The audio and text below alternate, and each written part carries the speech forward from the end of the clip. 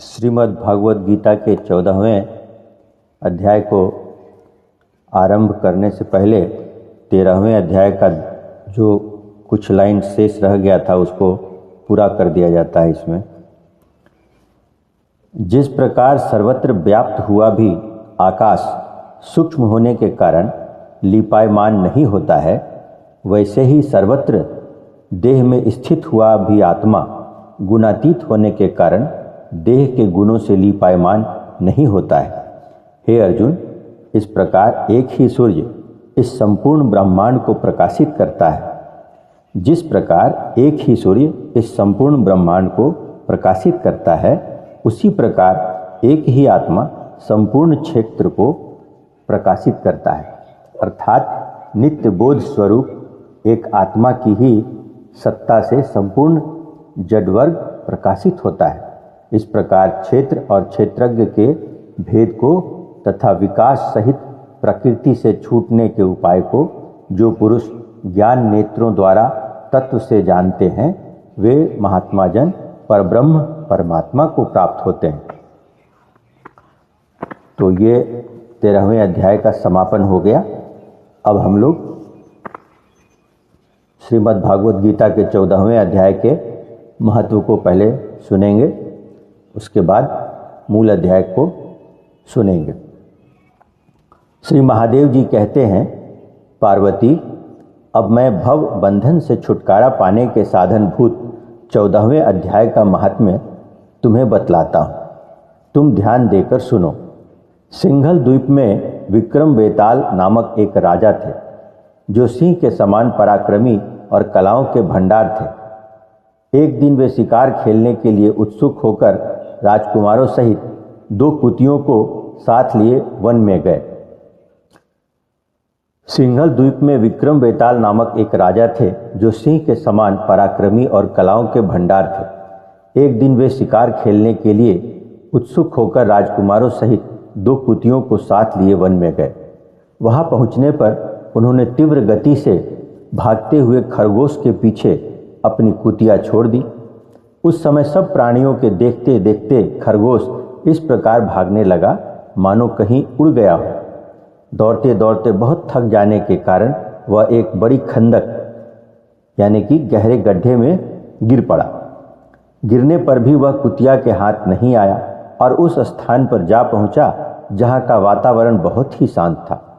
वहां हरिण निर्भय होकर सब ओर वृक्षों की छाया में बैठे रहते थे। बंदर भी अपने आप टूटकर गिरे हुए नारियल के फलों और पके हुए आमों से पूर्ण तृप्त रहते थे। वहां सिंह हाथी के बच्चों के साथ खेलते और सांप निडर होकर मोर की पंखों में घुस जाते थे। उस स्थान पर एक आश्रम के भीतर वत्स नामक मुनि रहते थे, जो जितेंद्रिय एवं शांत भाव से निरंतर गीता के 14वें अध्याय का पाठ किया करते थे। आश्रम के पास ही वत्स मुनि के किसी शिष्य ने अपना पैर धोया था। ये भी 14वें अध्याय का पाठ करने वाले थे। उसके जल से वहां की मिट्टी गीली हो गई थी। खरगोश का जीवन कुछ शेष था। वह हाँफता हुआ आकर उसी कीचड़ में गिर पड़ा। उसके स्पर्श मात्र से ही खरगोश दिव्य विमान पर बैठकर स्वर्ग लोक को चला गया। फिर कुतिया भी उसका पीछा करती हुई आई। वहां उसके शरीर में भी कुछ कीचड़ के छींटे लग गए थे। भूख प्यास की पीड़ा से रहित हो कुतिया का रूप त्याग कर उसने दिव्यांगना का रमणीय रूप धारण कर लिया तथा गंधर्वों से सुशोभित दिव्य विमान पर आरूढ़ हो वह भी स्वर्गलोक को चली गई। यह देख मुनि के मेधावी शिष्य स्वकंधर हंसने लगे। उन दोनों के पूर्व जन्म के वैर का कारण सोचकर उन्हें बड़ा विस्मय हुआ था।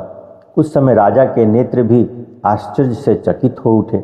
उन्होंने बड़ी भक्ति के साथ प्रणाम करके पूछा, विप्रवर, नीच योनि में पड़े हुए दोनों प्राणी कुतिया और खरगोश ज्ञानहीन होते हुए भी जो स्वर्ग में चले गए, इसका कारण क्या है? इसकी कथा सुनाइए। शिष्य ने कहा, भूपाल, इस वन में वत्स नामक ब्राह्मण रहते हैं। वे बड़े जितेंद्रिय महात्मा हैं। गीता के 14वें अध्याय का सदा जप किया करते हैं। मैं उन्हीं का शिष्य हूँ। मैंने भी ब्रह्म विद्या में विशेषज्ञता प्राप्त की है। गुरु जी की ही भांति मैं भी 14वें अध्याय का प्रतिदिन जप करता हूँ। मेरे पैर धोने के जल में लौटने के कारण यह खरगोश कुतिया के साथ ही स्वर्गलोक को प्राप्त हुआ है। अब मैं अपने हंसने का कारण बताता हूँ। महाराष्ट्र में प्रत्युदक नामक महान नगर है। वहाँ केशव नाम का एक ब्राह्मण रहता था जो कपटी मनुष्यों में अग्रगण्य था। उसकी स्त्री का नाम विलोभना था। वह स्वच्छंद विहार करने वाली थी। इससे क्रोध में आकर जन्म भर के वैर को याद करके ब्राह्मण ने अपनी स्त्री का वध कर डाला और उसी पाप से उसको खरगोश की योनि में जन्म मिला। ब्राह्मणी भी अपने पाप के कारण कुतिया हुई। श्री महादेव जी कहते हैं, यह सारी कथा सुनकर श्रद्धालु राजा ने गीता के 14वें अध्याय का पाठ आरंभ कर दिया। इससे उन्हें परम गति की प्राप्ति हुई। इस प्रकार महत्व समाप्त हुआ। अब हम लोग 14वें अध्याय का श्रवण करेंगे।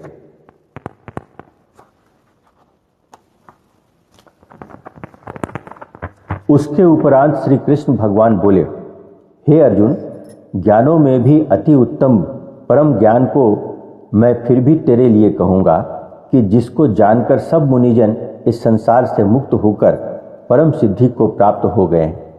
हे अर्जुन, इस ज्ञान को आश्रय करके अर्थात धारण करके मेरे स्वरूप को प्राप्त हुए पुरुष सृष्टि के आदि में पुनः उत्पन्न नहीं होते हैं और प्रलय काल में भी व्याकुल नहीं होते हैं, क्योंकि उनकी दृष्टि में मुझ वासुदेव से भिन्न कोई वस्तु है ही नहीं।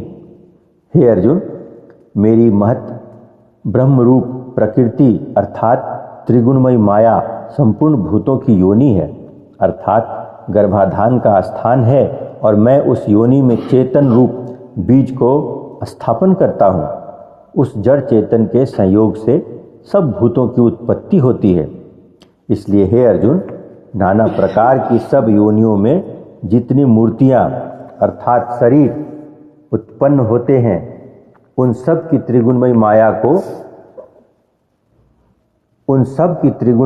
तो गर्भ को धारण करने वाली माता है और मैं बीज को स्थापन करने वाला पिता हूँ। इसलिए हे अर्जुन, सत्वगुण, रजोगुण और तमोगुण ऐसे यह प्रकृति से उत्पन्न हुए तीनों गुण इस अविनाशी जीवात्मा को शरीर में बांधते हैं। हे निष्पाप, उन तीनों गुणों में प्रकाश करने वाला निर्विकार सत्व गुण तो निर्मल होने के कारण सुख की आसक्ति से और ज्ञान की आसक्ति से अर्थात ज्ञान के अभिमान से बांधता है।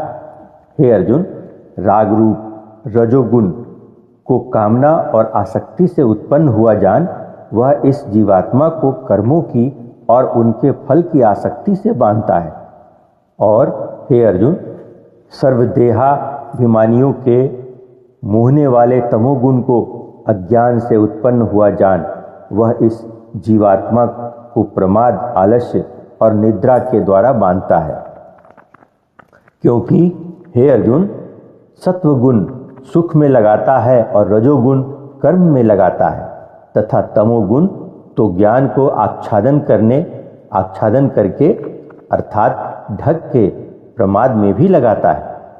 इसलिए हे अर्जुन, रजोगुण और तमोगुण को दबाकर सत्वगुण होता है अर्थात बढ़ता है तथा रजोगुण और सत्वगुण को दबाकर तमोगुण बढ़ता है। वैसे ही तमोगुण और सत्वगुण को दबाकर रजोगुण बढ़ता है। इसलिए जिस काल में इस देह में तथा अंतःकरण और इंद्रियों में चेतनता और बोध शक्ति उत्पन्न होती है, उस काल में ऐसा जानना चाहिए कि सत्वगुण बढ़ा है। और हे अर्जुन, रजोगुण के बढ़ने पर लोभ और प्रवृत्ति अर्थात सांसारिक चेष्टा तथा सब प्रकार के कर्मों का स्वार्थ बुद्धि से आरंभ एवं अशांति अर्थात मन की चंचलता और विषय भोगों की लालसा, यह सब उत्पन्न होते हैं।